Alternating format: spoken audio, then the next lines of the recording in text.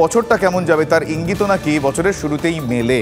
প্রবাদ যদি সত্যি হয় সেক্ষেত্রে সময়টা মোটেই সুখকর নয় INDI এর, মানে INDI জোটের।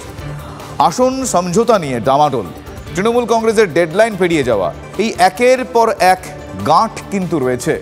এদিকে সুর মিলছে না জোটের নেতাদের। সব মিলিয়ে ভোটের বছরের শুরুটা বিরোধী জোটের জন্য মোটেই ভালো বার্তা দিচ্ছে না।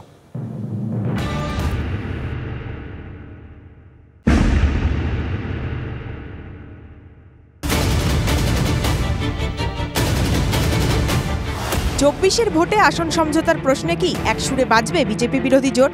এটাই এখন লাখ টাকার প্রশ্ন। কারণ আসন ভাগাভাগির বিষয়টি 31শে ডিসেম্বরের মধ্যে শেষ করার দাবি জানিয়েছিল তৃণমূল। কিন্তু সেই সময়সীমা পেরিয়ে গেলেও জোট নিয়ে রাজনৈতিক অবস্থান কি হবে সেই নীতিগত সিদ্ধান্ত এখনও নিতে পারেনি কংগ্রেস। চুপ অন্য বিরোধী দলগুলো। ইন্ডিয়া জোটের প্রতিনিধিরা এখনো পর্যন্ত আসন সমঝোতার কোনো রফাসূত্র খুঁজে পেল না, বরং সময় যত গড়াচ্ছে তত জোটের অঙ্ক আরও জটিল হচ্ছে। লোকসভা ভোটের আগে সত্যিই কি ইন্ডিয়া জোটের প্রতিনিধিরা বিজেপি বিরোধী ঐক্যের ছবিটা তুলে ধরতে পারবে? আমরা শুধু নয়, জোটের যে পার্টিগুলো তারাও খুঁজছে জোট কোথায়, জোটের নেতাকে, নীতি কি, উদ্দেশ্য কি। খালি মোদি হাটাও, আরে মোদি হাটাও বলতে বলতে নিজেরা হটে গেল, তো অনেকের অস্তিত্ব নেই আজ। ইন্ডিয়া জোটকে বাস্তবায়ন করব। আমিও বিশ্বাস করি ইন্ডিয়া জোট হবে। 100% ইন্ডিয়া জোটে প্রার্থী তালিকা তৈরি না হতে পারে, কিন্তু এনডিএর সঙ্গে ইন্ডিয়া জোটের লড়াই খুব প্রত্যক্ষভাবে হবে। বিজেপিকে হারাতে বাংলায় কে ধরবে কার হাত? কোন শর্তে একসঙ্গে লড়াইয়ের ময়দানে নামতে পারবে কংগ্রেস তৃণমূল? এমনই নানা প্রশ্নের মাঝে নেতাদের মন্তব্যে জোট নিয়ে জট আরও জটিল হচ্ছে। ইন্ডিয়া জোট সারা ভারতবর্ষ থাকবে আর বাংলায় তৃণমূল কংগ্রেস লড়াই করবে। মনে রাখবেন, বাংলায় তৃণমূল কংগ্রেসই বিজেপিকে শিক্ষা দিতে পারে, সারা ভারতবর্ষকে পথ দেখাতে পারে, অন্য কোনো পার্টি নয়। তবে আমার সঙ্গে CPM পার্টির ভালো সম্পর্ক আছে। আগেও আমরা একজোট হয়ে লড়েছি, আগামী দিনে প্রয়োজন হলে একজোট হয়ে লড়ব। তৃণমূল আমাদের জন্য অত্যাচারিত দল, আমরা অত্যাচারিত, তাই তৃণমূলের সঙ্গে সমঝোতা করতে পারবো না। অধীর চৌধুরী যখন তৃণমূলের ঘাড়ে দায় ঠেলছেন, ঠিক তখনই প্রদেশ কংগ্রেসের ঘরেও ভিন্ন সুর। কারণ তৃণমূলের সঙ্গেই জোটের পক্ষে সওয়াল করেছেন দক্ষিণ মালদার কংগ্রেস সাংসদ। তৃণমূলের ডেফিনেটলি একটা ভালো পার্সেন্টেজ লোক আছে এখানে, সেটা CPM-এর নাই। কি যদি জোট হয় এরকম করে করতাম। এদিকে তৃণমূলের সঙ্গে জোট বাঁধতে নারাজ বামেরা। কংগ্রেসের সঙ্গে আসন ভাগাভাগি করবে কিনা তা নিয়ে এখনো অনিশ্চয়তা। আর যে পশ্চিমবাংলায় তৃণমূল আছে সেখানে বিজেপি আর তৃণমূলের বিরুদ্ধে লড়াইতে আমরা, কিন্তু তৃণমূলের সঙ্গে চলার মতো কোনো কারণ নেই। বিজেপি ওদের ব্যবহার করতে চাইছেন এবং সেই কারণেই বিরোধী জোটকে কতটা ভেস্তে দেওয়া যায় সেই চেষ্টাতেই তৃণমূল আছে।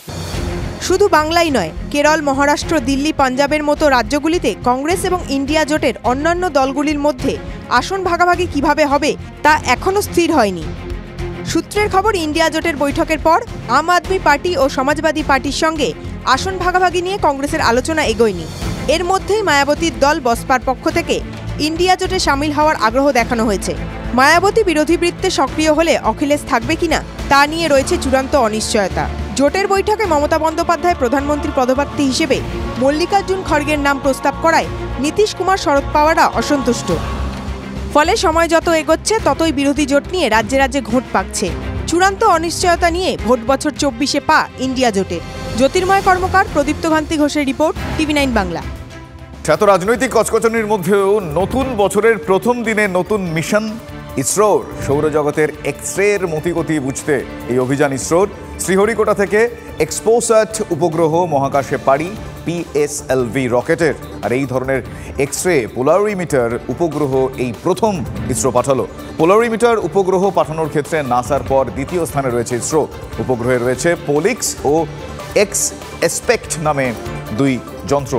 বাঙালি বিজ্ঞানী বিশ্বজিৎ পালের নেতৃত্বে তৈরি হয়েছে এই যন্ত্র। মহাকাশে কৃষ্ণ গহ্বরের উপস্থিতি, সন্ধান এবং উৎসের তথ্য জোগাড় করার চেষ্টা করবে এই এক্সপোস্যাট।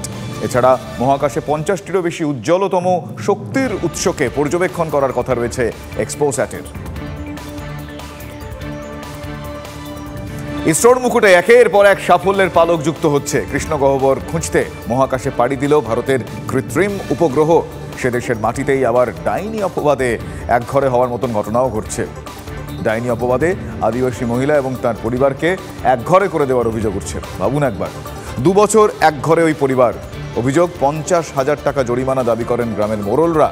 পুলিশ প্রশাসনকে জানিয়ে কোনো কাজ হয়নি বলে তারা অভিযোগ করছেন। জানা গিয়েছে 2 বছর আগে পশ্চিম মেদিনীপুরের চন্দ্রকোনা 2 নম্বর ব্লকের নীলগঞ্জ গ্রামে এক নাবালক সহ 2 জনের মৃত্যু হয়। তারপরেই গ্রামের কিছু লোকজন ওই আদিবাসী মহিলাকে ডাইনি অপবাদ দিয়ে একঘরে করে দেন বলে অভিযোগ। মানসিক অত্যাচার, বাড়ি ভাঙচুরের অভিযোগ তুলেছেন পরিবারের লোকজন।